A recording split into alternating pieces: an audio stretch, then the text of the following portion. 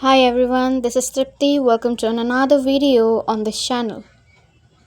Recently, I bought one of the most celebrated masterpieces by Junji Ito, who is an iconic Japanese manga artist. He is mostly known for his unsettling, eerie horror plots which would make you think how far a man can imagine. The manga is Tomie, no use escaping. Being a seldom watcher of anime, I always long to read one of these mangas, which are purely art. And undoubtedly, my start was adventurous. You will realize it gradually when I start explaining the plot of this story. For your information, this is a story of a teenage girl named Tomie. Tomie is a femme fatale who has a special facial feature, that is, she has a mole under her left eye. Besides, her hair is silky, she has long legs, and a slim figure. In short, she is a seductive woman who lures men into dangerous things. Here, in this manga, dangerous things are referred to brutal killing of herself. Her beauty made me do it, the killers always say. But what's the reality? Every single time she gets killed or in how many pieces she might be chopped, every piece grows up to a new Tomie. More dangerous, more fatal. Will the world be free of Tomie ever? We will find out in every episode. By the way, this is going to be a series where I will assassinate the story of this manga. This is the first video of the series regarding the first chapter of the manga Tomie. There are total 20 chapters, but some are tiny, so right now I can't say how many episodes are upcoming. Just stay tuned. This is going to be very interesting. Let's head to the story. In the very beginning, the narrator Reiko says their friend, also classmate, Tomie is dead. Pieces of her body had been found scattered everywhere. Everyone was in immense shock knowing that some pieces were still missing and she was chopped to bits. No one knew who the culprit was. They went on a field trip and this happened. The teacher, Mr. Takagi, who accompanied them, felt irresponsible himself as a teacher. Other teachers asked students if they were with her and they agreed. According to them, they went to watch plants and they stuck together in the intersection of the road. Tomie took off there. All the students were asked if any suspicious person was seen nearby, but they disagreed. Tomie's only friend, Reiko, remembered her memories with her and prayed if it wasn't real, just a nightmare. The teacher, Mr. Takagi, entered the class and he said he deeply regretted the loss of Tomie. It's a very shocking thing what happened to her. In the middle of the lecture, Reiko felt sorry for Yamamoto, who loved Tomie much. The teacher continued that the killer must be a psychopath. The teacher also warned everyone, saying that there's a good chance he was still in the area. For the girls especially, he said that it was a bad time to be out alone. He also added that Tomie would never come back, however, they miss her. And in that very moment, someone opened the door. Plot twist, it was Tomie. She also felt sorry for being late. Everyone, including the teacher, were puzzled how a dead person can come back to life. That day, the classes were very busy talking about Tomie. Two boys were discussing about Tomie, and in the middle of the conversation, one said that she might be a zombie. The other one praised her beauty, while that another boy said a very disturbing thing, that he didn't mind if she was zombie or not, but he wanted her. Kind of necrophilic. Tomie heard everything, but she went on. Mr. Takagi called her to visit him to the teacher's lounge. They sat together and he asked if she was a twin sister of Tomie. She denied it. He confronted her that this can't be true. As soon as he finished, she jumped to him with affection and longed to marry him after graduation. Takagi insisted to let him go. Another side, the students were chattering about Tomie. Suddenly, a teacher broke into their class, declaring a bad news. Mr. Takagi had gone insane. Everyone was still confused as the DNA of the body parts were matched 100% with Tomie, and another Tomie showed up. How on earth it could happen? Next, Tomie was approaching Yamamoto and he thought in mind he was scared of Tomie as she drove Mr. Takagi crazy. In the next scene, Tomie was seen with Reiko. They were returning from school. Tomie constantly asked her to talk with her, but she was super puzzled. She seemed upset for being avoided by everyone in the class, including Reiko. For those chatters, Reiko assumed she never died. Maybe it was just a nightmare. But Reiko got excessively panicked when she saw Tomie to stand near the bridge they were crossing. She ran from there to escape the situation without wasting a second. Reiko reached school again and Yamamoto was there too. He said he was feeling like he's gonna lose his mind. He also added that Tomie quietly, clearly, and authoritatively wanted it to happen to everyone to lose mind. He told Reiko that they needed to do something to turn themselves in. Now, flashback.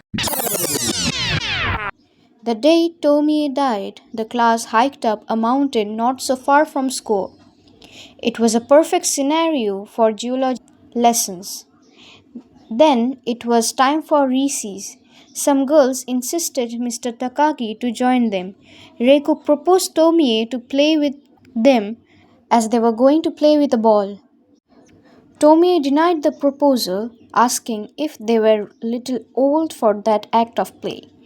Other girls who were already playing down the cliff, they called Reiko and told her to leave Tomie. Mr. Takagi was seen smoking sitting in the rear of the cliff. Tomie sat beside him. Someone seemed to stand behind them. Another girl called out the behavior of Tomie to Reiko about gluing to Mr. Takagi. In the other hand, Tomie asked him to leave his wife. Takagi denied. Tomie confronted that she might be carrying his child. The person who was standing behind them shouted her name. It was Yamamoto, who loved her. Then they argued and argued. He talked filthy about her. This caught attention of students down there. Yamamoto slapped her. She asked what kind of monster he was. She turned around and slipped out of the cliff and fell down. The teacher and the lover went down there. Everyone seemed concerned if she was all right. One said she might be dead. Yamamoto moaned that he did it. He killed Tomie. The moment he was going to call an ambulance, the teacher, Takagi, grabbed his wrist and told him that he caused her death, but he wouldn't like himself to get involved in it. Yamamoto was sweating out of panic.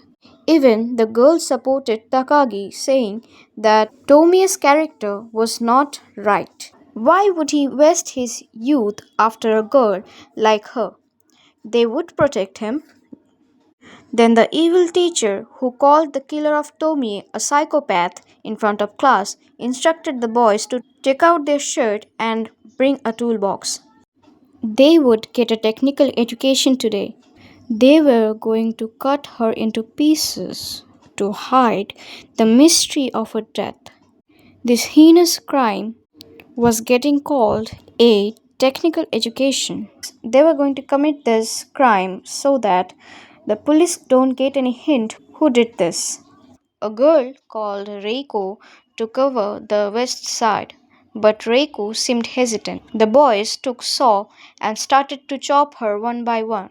When the blade went through her skin, She got back her conscious. Everyone was shocked.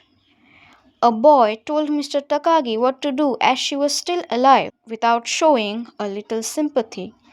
Takagi continued to stab her with a scissor and told them to hurry. Tomie tried to scream, but he cupped his hand to grab her mouth.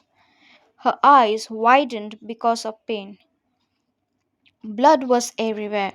Next, he cut her belly. How monstrous and disturbing it was when he showed everyone her large intestine, calling it big. Next, her colon, appendix one by one. What a cruel statement it was when he said she must have had a sandwich for lunch as they could see carrots. How disturbing. He distributed 42 pieces among 42 of them and told them to bury it in different places where no one could find it. For me, the only one who showed emotion was Reiko.